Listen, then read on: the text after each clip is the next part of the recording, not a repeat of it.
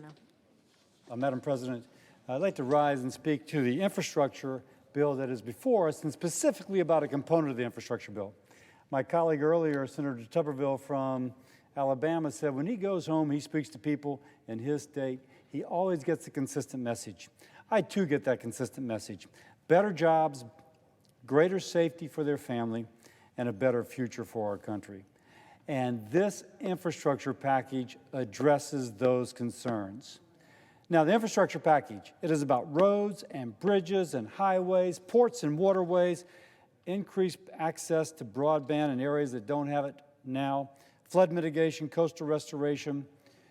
These are things that will contribute to better jobs, more safety, and a better future for our country. But first, let me dispel some myths. There's some misconceptions out there about this bill.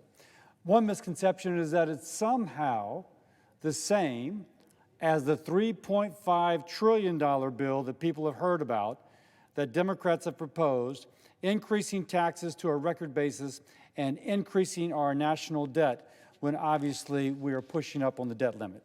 This is not that bill. This bill is about roads and bridges and broadband and flood protection. That bill is about everything else.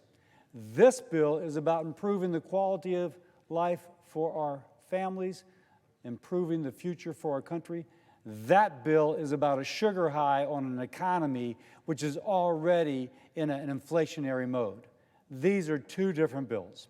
So I'm speaking about the one that has 86% approval in two separate polls by the American citizens. The other concern is that this will contribute to inflation. Again, that's confusing it with confusing it with the $3.5 trillion wish list my Democratic colleagues have. No, the bill that we're proposing, with $550 billion in new spending over 5 years for roads and bridges and highways, is judged to not be inflationary, to actually improve our economy over time. And lastly, that somehow that this infrastructure bill that we have proposed is somehow Republicans playing along with Democrats in a way which is bad for our country. Let me point out that President Trump proposed a $1.5 trillion infrastructure bill. We've put up $550 billion in new spending. He proposed $1.5 trillion. Only 5% of his was paid for, whereas ours is paid for. And so, Madam President, to make the point, this is something that Republicans have proposed in the past, that Democrats have proposed in the past. In this version, it is something which Democrats and Republicans can support. It is paid for, and it does help the American people. How does it help the American people? It gives them better jobs, increases the safety of their family, and gives a better future for our country. Let me give some ideas about how that could occur. There's $110 billion for roads, bridges, and highways, not just to repair some, to construct some others, but also for the safety of those that are being rebuilt or being built. $110 billion. Now, we speak about jobs and safety and a better future. Clearly, we talked about safety. Think about the jobs that will be created by this construction of these highways. Think about the better future, because these roads and bridges will last for decades. And some person who's now a child will drive over a bridge as an adult, and her life will be better because of the highway that this money paid for. There's $10 billion for ports and waterways. Those liquid highways that take our goods from our country around the world and bring those goods from around the world back to our country. Along the way, creating jobs for hundreds of thousands of Americans. By the way, transporting products by water is the most environmentally sound way to transport goods. This investment in our ports and waterways, again, creating jobs, increasing the safety, also gives us a better future for our economy, a better future for our workers, a better future for our families, a better future for our country. There's $16 billion for the Army Corps of Engineers, for, among other things, to address coastal erosion, which is occurring nationwide. My country has, my state has lost more land mass than any other state in the nation. My state has lost as much land as is in the entire state of Delaware. But other states are losing land too. I saw a picture recently of the Gold Coast, that very swank area in the city of Chicago on Lake Michigan. And it showed how the coastline had eroded over time, and now waves from Lake Michigan are lapping up onto the road in front of these very expensive apartment complexes. This is not on the Atlantic, the Pacific, or the Gulf of Mexico. This is on a Great Lake. I saw another picture of the beach off of North Carolina, which in the last 150 years has receded, I think it's 500 feet. And so homes that formerly had a distant view of the water now have waves coming up to their lawn. That is happening nationwide. No place more than in my state in Louisiana.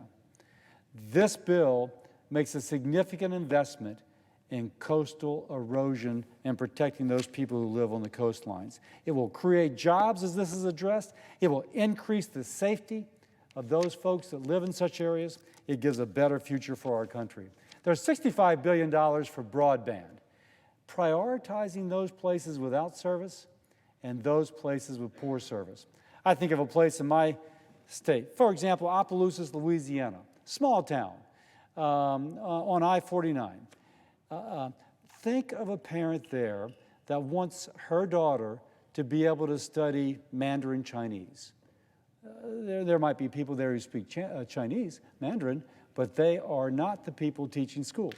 If she has broadband internet, she gets the same educational experience as someone who lives in New Orleans or Baton Rouge or Shreveport. We need to give every child in this country the same access to that educational opportunity. Madam President, I'm a doctor. Most people know that. I also think of the expansion of telehealth and telemental health. Right now, our country has a shortage of adolescent psychiatrists. If we have rural broadband, our broadband into areas of our cities which are currently poorly served, the adolescent psychiatrist can be in her office in Lafayette, Louisiana, doing a visit, an interview with a child who lives in DeRidder, a place that won't have a pediatric or adolescent psychiatrist, has access to real-time visits because of the money that is in this bill. Economic development, I once spoke to somebody who was thinking of setting up a distribution center in North Louisiana in a place ideally situated to get all the towns around, but did not have broadband internet. With this bill, that economic development project takes root because now that investor has the ability to manage inventory, to receive orders, and to communicate with drivers, all because rural broadband has been made a reality, creating jobs, increasing safety, giving that community in our country a better future. Let me just mention one more thing in kind of the economic aspect and safety aspect of this. There is money for sewer, water, and for drainage. Now, if I think of the four corners of my state, but I'm sure every person could think of the four corners of their state, and I think of Hawaii as being a round state, so I'm not sure how you would think of those four corners. But if I think of New Orleans and Shreveport, Monroe and Lake Charles, and all points in between, there is a pent-up demand to address water and sewer and drainage. This bill puts the money out there, which can be combined with other appropriations, which can meet the needs for those folks in my community. I also want to emphasize some of the environmental aspects of this bill. We have billions being put forward to Superfund and brownfield sites. Now, Louisiana has 27 priority sites of those nationwide requiring funding for the Superfund or brownfield. We also have $4.75 billion to cap abandoned oil wells. That will improve conditions in Louisiana, but across the nation. It also includes a bill I wrote with Senator Coons of Delaware called the SCALE Act. The SCALE Act helps build this carbon dioxide pipeline that will take CO2 from these manufacturing plants that are producing a product but emit CO2, and it will build pipelines to sequester that carbon dioxide beneath the ground or to allow that CO2 to be used in another product line. Putting to work pipe fitters, decreasing the carbon intensity of our environment, and giving a better future for our planet.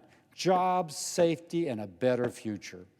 And I've already mentioned the $16 billion going to the Army Corps of Engineers for coastal restoration and other projects.